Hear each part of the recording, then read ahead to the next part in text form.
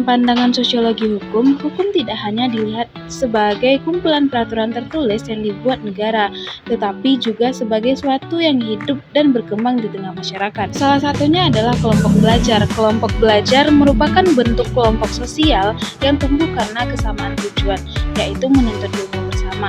Dalam sosiologi hukum, kelompok seperti ini menjadi tempat belajar memahami norma dan aturan sosial. Misalnya menghargai pendapat, bergiliran bicara, dan menaati kesepakatan bersama. Semua perilaku ini mencerminkan kesadaran hukum karena setiap anggota belajar tentang tanggung jawab dan keadilan dalam interaksi sehari-hari. Selanjutnya, kelompok ibu-ibu arisan di lingkungan masyarakat. Dalam kegiatan arisan, terdapat aturan yang tidak tertulis namun diakui dan ditaati oleh seluruh anggota. Ada kesepakatan tentang siapa yang menerima giliran, kapan harus membayar iuran, dan bagaimana menyelesaikan masalah bila ada anggota yang melanggar. Semua proses itu menunjukkan bahwa hukum tidak hanya berada di ruang pengadilan, tetapi juga hidup dalam hubungan sosial sehari-hari.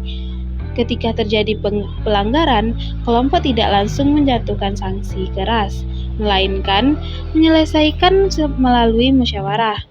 Disinilah terlihat bagaimana masyarakat menjalankan fungsi hukum secara sosial, menjaga keadilan dan ketertiban tanpa harus melibatkan lembaga formal. Dalam sosiologi hukum, hal ini disebut sebagai living law, yaitu hukum yang hidup dan tumbuh dari nilai adat serta kebiasaan masyarakat sendiri.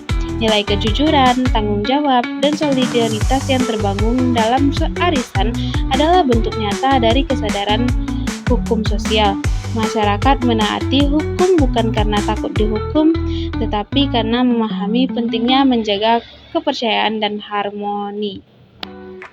Maka baik dalam kelompok belajar maupun kelompok arisan, kita bisa melihat bagaimana hukum bekerja secara sosial.